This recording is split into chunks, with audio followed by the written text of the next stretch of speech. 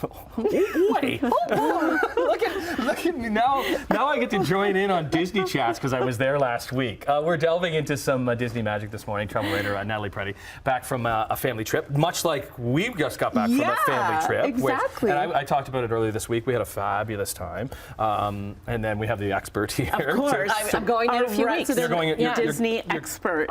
Okay, so you took the whole fam jam. Yes, it was our first time, and it was your first time too, right? Yeah. So first time family. We were just saying, when you go, you get a pin from Magic Kingdom that says it's my first time, and it was so much fun. We had a blast. We stayed on resort, which we thought we started the Art of Animation Kingdom. People often think that it's going to be really expensive to stay on. It was not. It was perfect. We had such a good time. They had a Murphy bed that went on a table, so all 5 of us were in there, and it was fantastic. How old are the boys? 3, 5, and 7. Okay, not too young? No, not at all. I think, well, I mean, when we went into Hollywood Studios with the Star Wars stuff, which we agreed was amazing. 10 out of 10. Rise of the Resistance. Rise of the Resistance. The production value is insane. Like, it is just the most amazing place.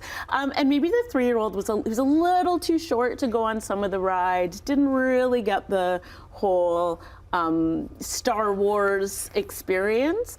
But then, of course, he had Magic Kingdom, and we met Mirabelle from Encanto, which was the highlight of his entire life. And that's the thing. I think everybody's going to take it in differently, because we had 5, because we were with another family. There was 5 kids altogether, different age ranges, and that's what I was kind of worried about. If you had 5-year-olds and 9-year-olds, are they going to want to go on the same rides? Are they going to want to do the same thing? Our kids behaved beautifully. That was really, really nice, and they weren't as into the characters as much. They didn't really care as much. They were more into the rides. But some kids are, right? And it's amazing how, like, one little thing that you would think that, this is what we paid for, but it's that's what you paid for. Yeah, that moment, that look on their face, you know. Same with, you know, meeting Moana as well. That was another opportunity or another moment where the kids just, you know, their eyes lit up and they were just shaking with excitement, you know, and those are the moments that you pay for. Okay, planning. That's what I was talking about, because I nerded out. I was like Daniel, like where I really my husband. And, and Daniel helped me out, and that's what I always suggested: talking to somebody that's been there to take them through their experiences. And it's not going to be the same. We're not going to have the same experiences as Annette or Daniel, because we go without kids. They have totally different experiences. Yeah, exactly. But you said maybe don't get overwhelmed. Well, yeah, and I did the same thing. I was, you know, a little bit nervous because I'd heard all the stories about planning, but I found that it wasn't as scary as I thought it was. You know, I looked through the app, and the app is fantastic. The Genie Plus, I love that. 10 out of 10. The Genie Plus will help you plan your day, helps you know what rides are available when. You can join a line beforehand.